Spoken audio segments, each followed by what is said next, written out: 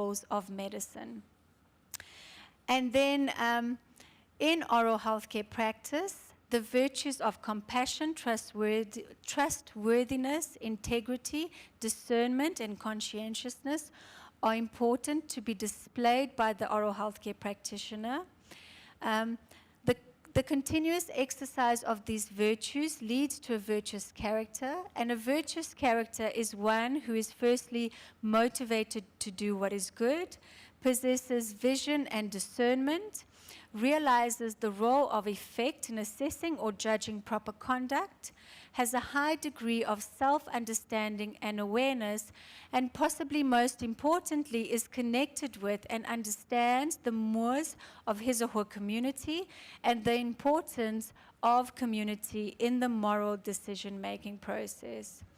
And in a paper that was published a few months ago in the South African Dental Journal, my colleagues, Prof. Mutloba and Dr. Wareham, and I have argued that a compassionate and trustworthy oral healthcare practitioner who displays high levels of integrity, discernment, and conscientiousness will safeguard the trust that patients place in the oral healthcare practitioner as well as in the oral healthcare profession. And by doing so, the goods of the patient will be advanced in relation to promoting, maintaining, restoring oral health. And so, in conclusion, in times of stress and danger, we are all challenged to regulate our emotions and respond through to those around us through virtuous actions. And a good moral character comes from practice. This is our time to, our chance to practice. And when faced with ethical dilemmas, oral healthcare practitioners can make use of this complementary virtue ethics approach, which highlights the importance of character, emotions, internal motivations, as well as relationships in the ethical decision-making process. And thank you very much for your attention this afternoon. Thank you very much for that really inspiring presentation on ethics, Dr. Menezio. Dr. Menezio, you know, we usually struggle in the public healthcare when it comes to healthcare practitioners, frontliners, not only in the dentist section, but just in general. Yes. That there are rumors of healthcare practitioners who just don't have these correct virtues. What is it that we can do to instill this within the medical practitioners in the front line? Thank you. That is a very, very interesting question, which I have thought about many times. I believe that there is great scope for better education in both our undergrad and postgraduate students. And I think there is great scope for incorporating the human aspect and the virtues back into the way in which we teach ethics, but also in the way in which we reflect on ethics, the type of character that we find in our healthcare practitioners. And in terms of medical law, I know you didn't go much into it, and I was really hoping that you would, because with COVID-19, we have realized that some patients have not received the medical attention that they required, and there were others who were prioritized. And could this not perhaps give us, in the near future, or even now where we stand here in South Africa in lockdown level 1, that we would find that there are more medical negligent cases because some cases have been deemed as non-priority? And how should we be gearing ourselves to deal with that? Yes, thank you. So I think that in as much as we prioritize what would be emergency cases, we must certainly not forget about the others. And yeah, just acting out of things like compassion and generosity, and understanding that even though now we need to focus on those cases that are very, very urgent, we must not forget about the others. Thank you so very much, Dr. Menezio. And I'd like to call to the front Professor Hendricks, who will come and give you a token of appreciation. Thank you. Thank you, and thank you again so much for the invitation and for the opportunity. Thank you very much.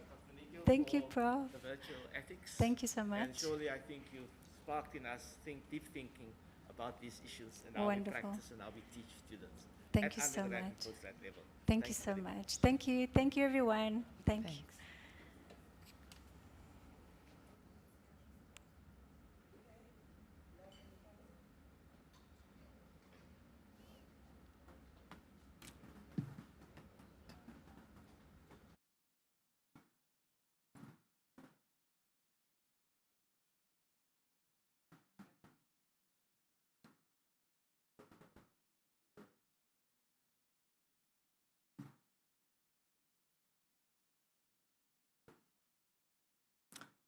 Afternoon.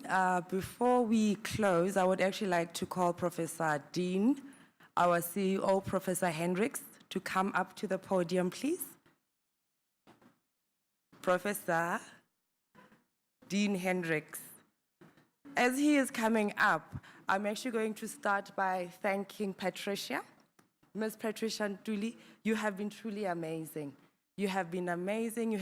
On the program, they say you're a facilitator, but I feel that you have actually anchored the program.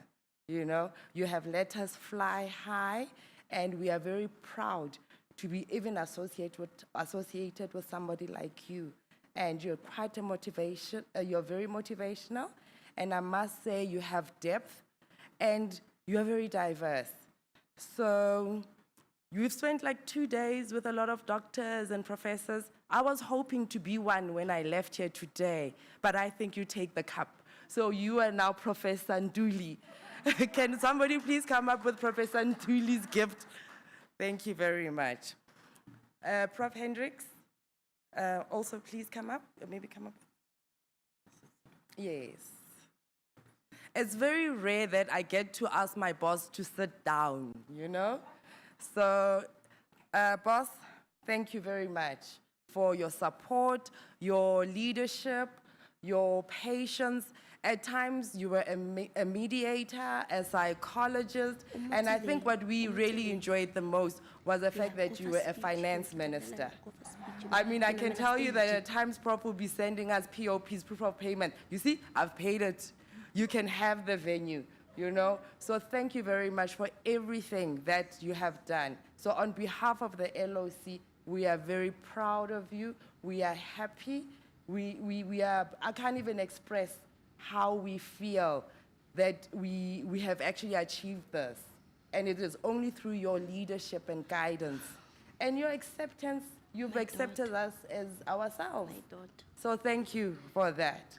As you're going up the stage to give, there are also just a few people that I would just like to make a special mention of. Mrs. Foshe was mentioned in the morning. I would say Dr. Gwengu, who's actually on the stage. These are LOC members who've been critical to making sure that this conference happens. Dr. Zwani, who has been outside the whole day for the past 2 days, actually focusing on the YouTube and the technical aspects. Nicolette Jordan, who's actually trying to take a picture of me right now. And Dr. Maboza for all her connections. We didn't know Tim, we could not have gotten Tim here, even Patricia, if it was not for Dr. Maboza. So we really thank them. Thank you all.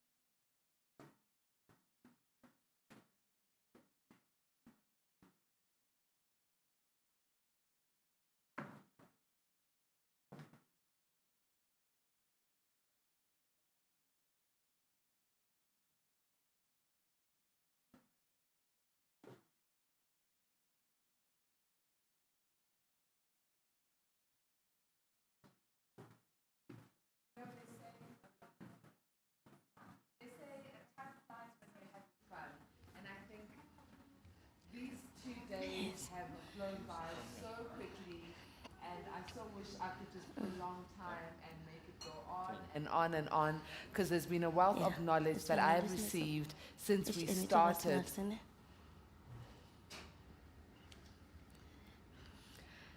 What an amazing past 2 days it has been, ladies and Can I gentlemen. introduce you, please? Yes.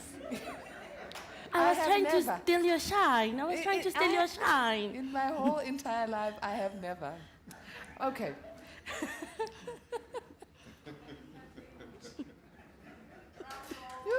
A drum roll, please.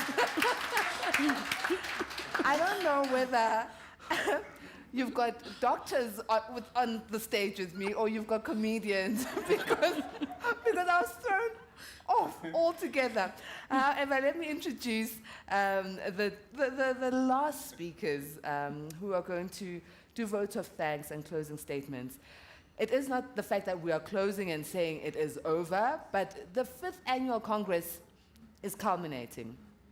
What this means is you continue on the website, refresh yourself, go back to the videos, interact on social media, come to the university, sign up with the IADR, and get all the wealth of information so that you become a leader in your industry. However, I'm going to hand over to Dr. Mashilo, who is so eager to be a comedian, and I hope when she starts speaking, she's going to make us really laugh. Not at my expense this time, wink.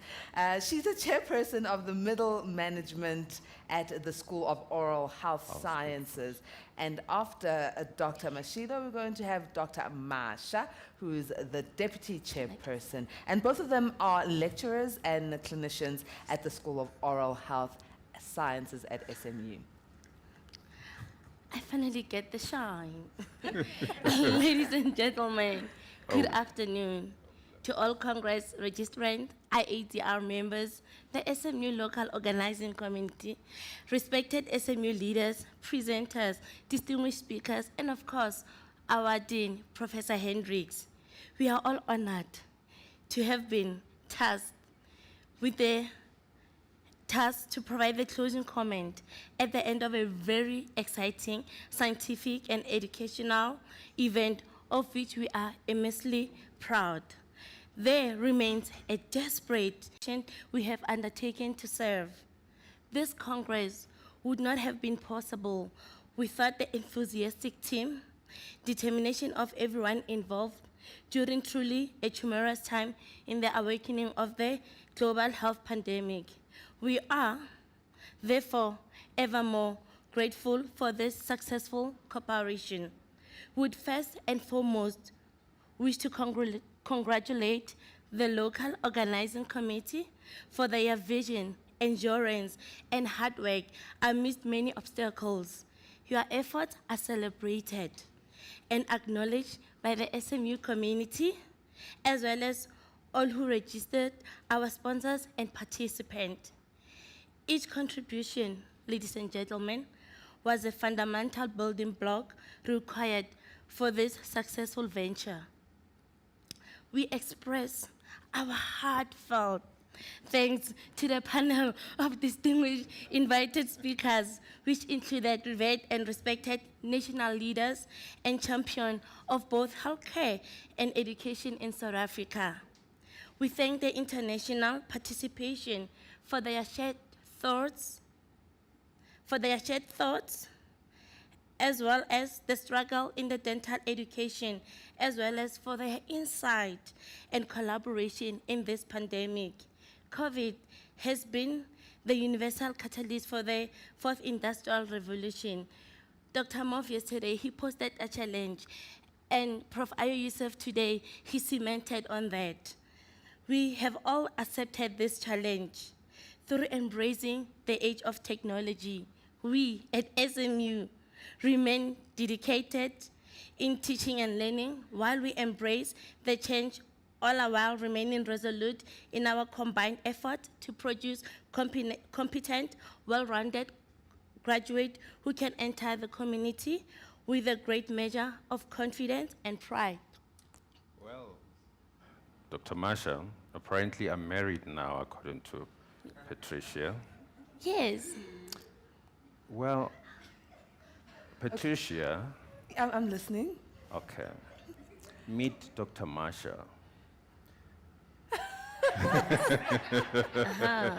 Well, I like him. Two husbands now. okay. So, from what Dr. Makwakwa has said, I see you have a lot in your plate. So now you are a person who marry people on stage.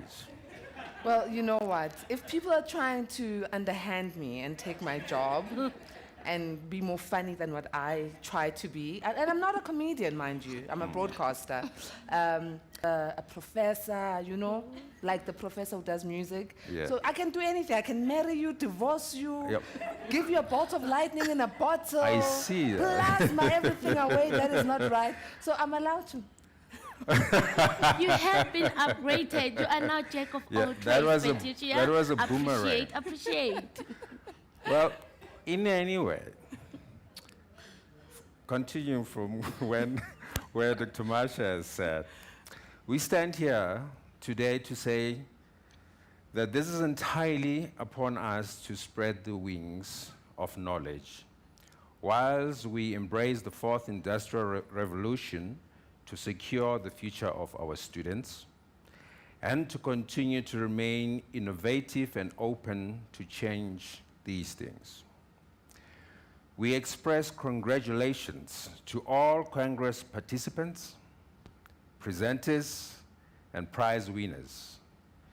The diversity and excellence of the work submitted, as well as the organizational efforts, has made this truly event one of much value. I'm sure you share the same sentiments.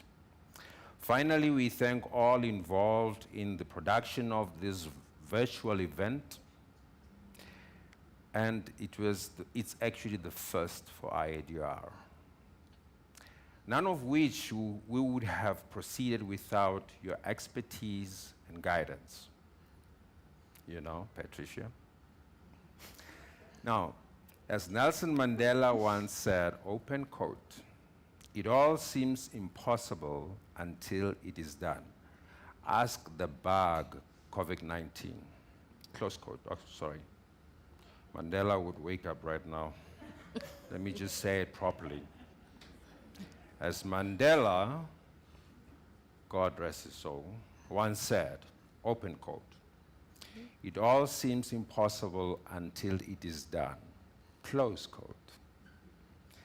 And then, of course, ask the COVID-19 bug. By the way, we are here because of that, virtually. Anyway, with that, we would like to bring this Congress to a close. A gracious farewell to everyone here. We wish you safe travels home and hope that this event has been as meaningful to you as it has for us. And God bless us all. Thank you. Just to close this is middle management, leadership and deputy. Joker and deputy joker. So clearly, I did not marry a couple that does not know each other. Next year, in June, I will be in Boston with the rest of the IADR team. And trust you me, if you're single, I'll know who your partner is just by looking at them. I'll bring that plasma, it will heal the wounds, and you'll be married in no time. I'll bring the bottle of lightning in a bolt if they're too far away and bring them closer to you. Okay? It is a deal. Thank you so very much to the organizers and to all the sponsors. My job here is done, but we will definitely keep on interacting. My name is Patricia Ntuli. On social media platforms, I'm Patricia N. Ntuli. Thank you very much.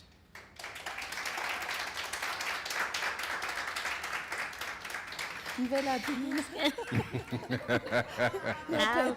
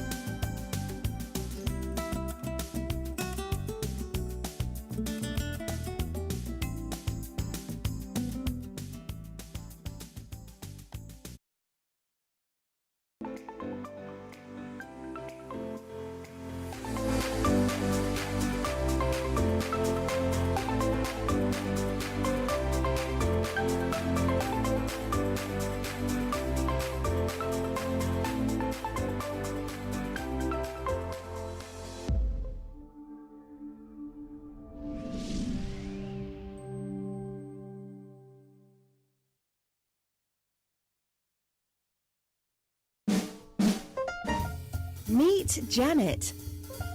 Janet is the manager at a really busy dental practice. Her boss, Dr. Jones, wants her to improve the productivity and profitability of the practice. She's already working to the max.